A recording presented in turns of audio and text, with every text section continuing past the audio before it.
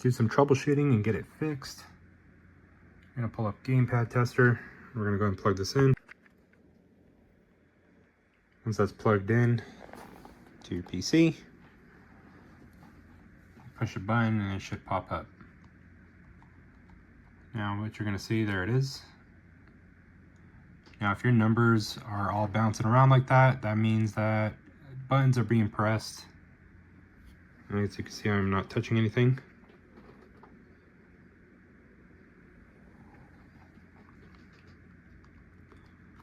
And then once you start pushing buttons, you have all these different errors and the whole controller is going wonky. So I'm going to show you how to fix that. So there you go. Now it's doing it. So I'm going to show you how to fix that.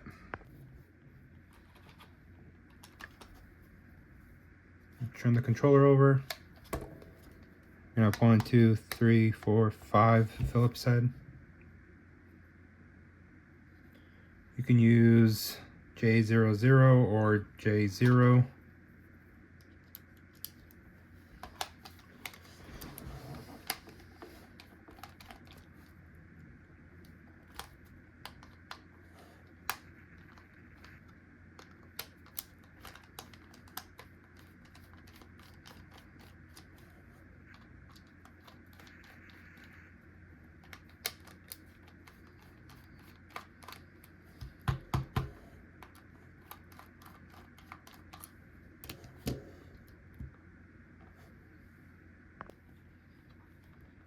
All right, once you do that, you're gonna carefully pry against the cases right here.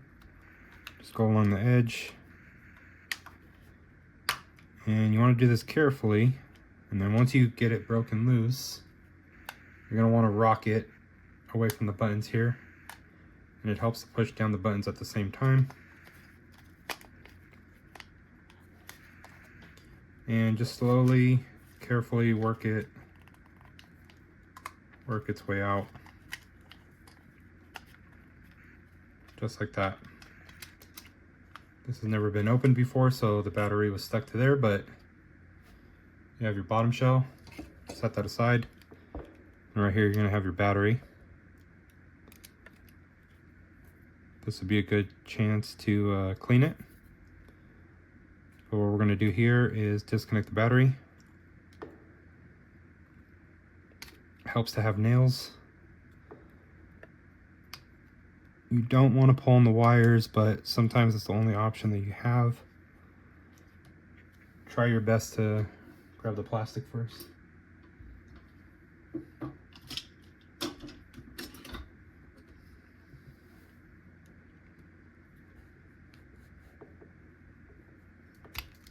There we go. Set your battery to the side. You're gonna have one screw right here. We don't need to take everything apart. What we're gonna do is we're gonna get to the foam that's beneath this area right here. So we're gonna take this screw out.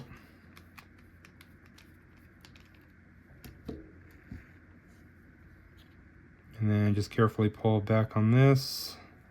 Just move your buttons to the front. Push these to the front right there.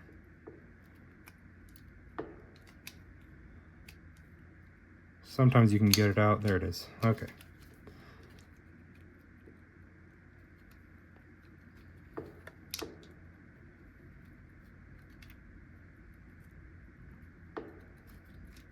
And then you just need to get your analog sticks out. So this is what we're getting at, is the connection between here and your ribbon cable.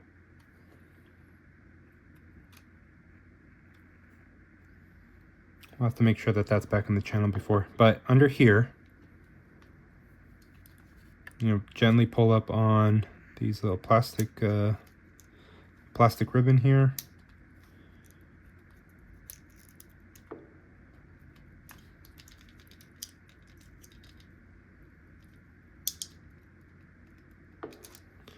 This one's being really stubborn on this corner. There we go. So once you have that out, you're going to see this foam piece right here. So what we're gonna do is actually just put a little piece of something. You could put like a little piece of like a business card, really thin cardboard, something like that. And what we want to do is we just want to lift this up a little bit. Over the years, these controllers are so old, the foam here, it just loses its elasticity, its pressure, and it just doesn't push up against the buttons as well. So I'm going to clean that, and then we're going to put a new foam piece in there. So I got some IPA alcohol on here, and just going to wipe that down.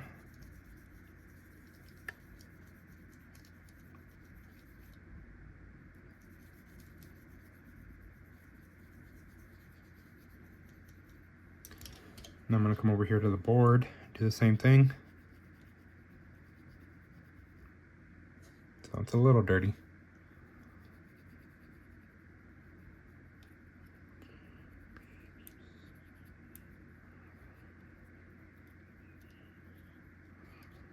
Okay, now I'm going to get a little piece of foam and see what I can put in there. So I actually have these little foam pieces here, but I'm not going to use that. I'm just going to use this piece of cardboard. Probably help if you just take this out so you can cut it.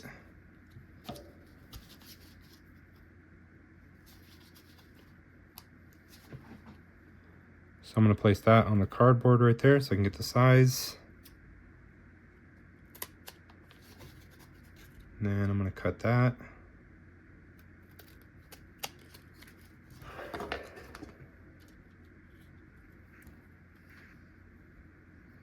Now, if you can just replace the foam, that'd be the best thing, but if you don't have access to that, then this is going to be the next best thing.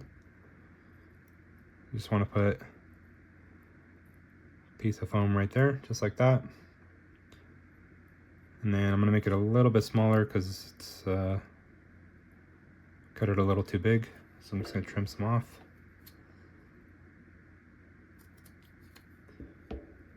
All right. Now you see how this side has the indentation of the grooves and stuff, so I don't want that up against the ribbon cable. I want the flat side so that all the contacts are making good contact. And I'm gonna go a little step further. You don't have to do this, but I want it to stop moving on me, so I'm gonna put a little bit of crazy glue in between the cardboard and that, just to hold it in place.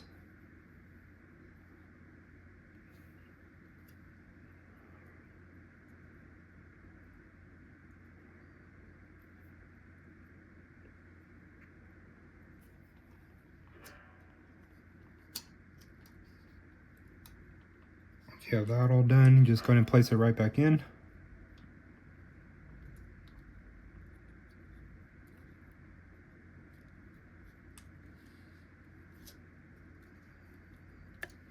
And then you're going to want to make sure that the holes on the ribbon cable are going over these two posts right here.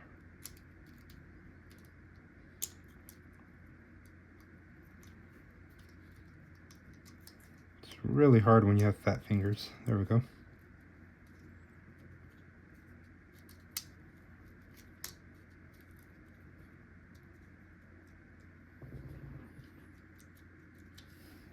All right. This would be a good time to clean, like your analog sticks, stuff like that. So I'm going to do that really quick before I put it back together.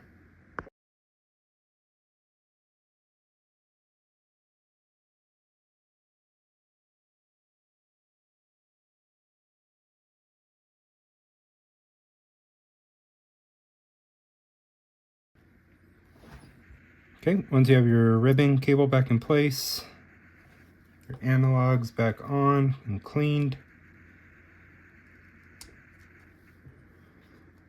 we're going to reassemble it.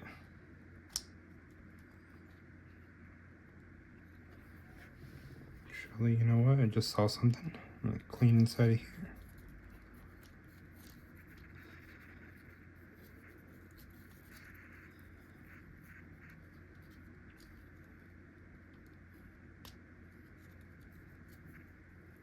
That's gross.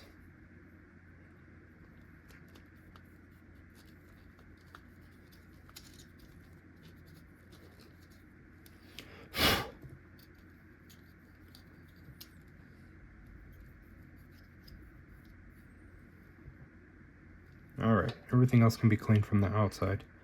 So now you're just going to carefully flip it back.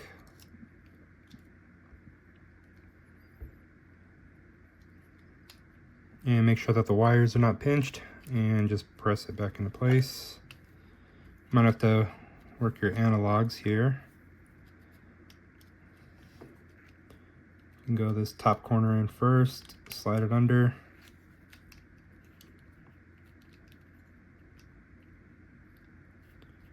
And just like that.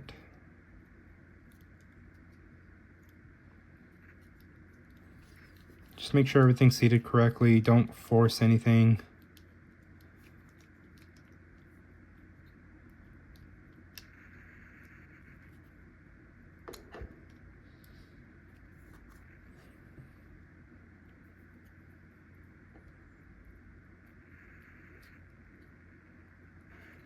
And put our screw back in.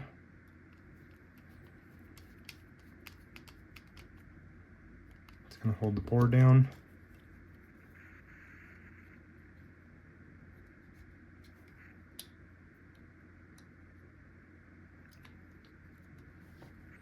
I don't know what's up with this one, why it keeps popping out, but it's been like that even with the board not on there.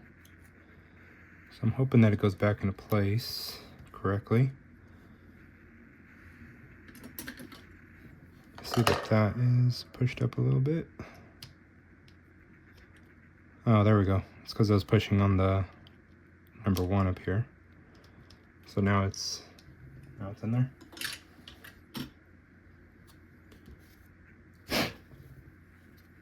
Okay.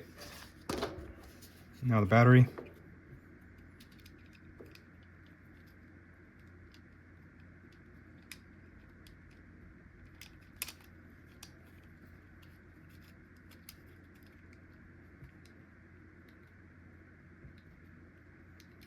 Pretty difficult when you got some fat fingers.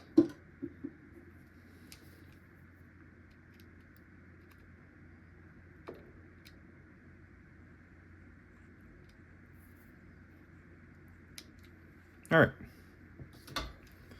Battery just sits in this little cradle spot right here. It doesn't click in or anything. It just kind of sits in place.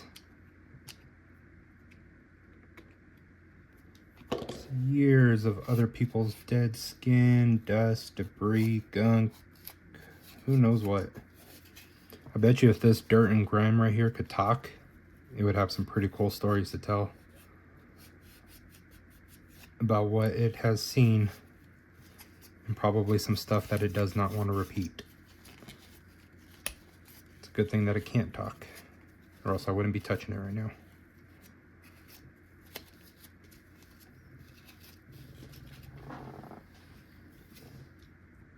All right. Now to put this back on, you're going to rock the number 2s into it just like that. Making sure that the battery stays in its place. And then push that right over. Just take your time and be gentle, because these right here will break very easily.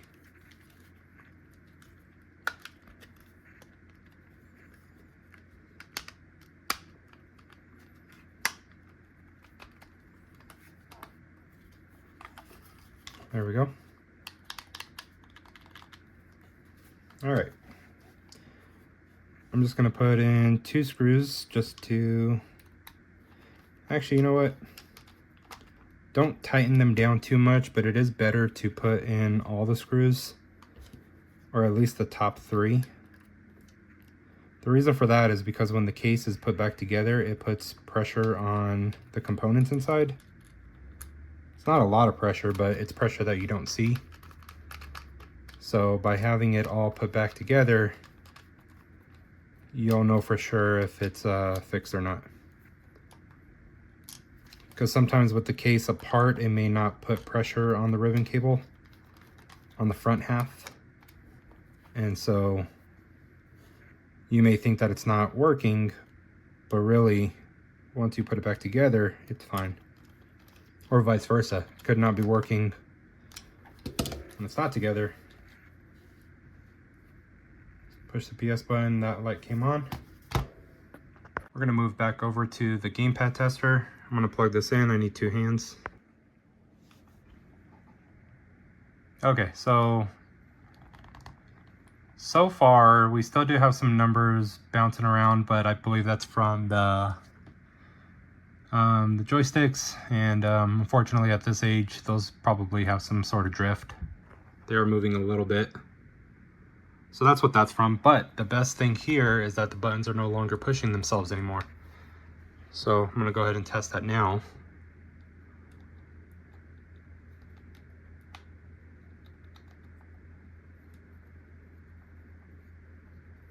And so far, so good. Those ones are good, good.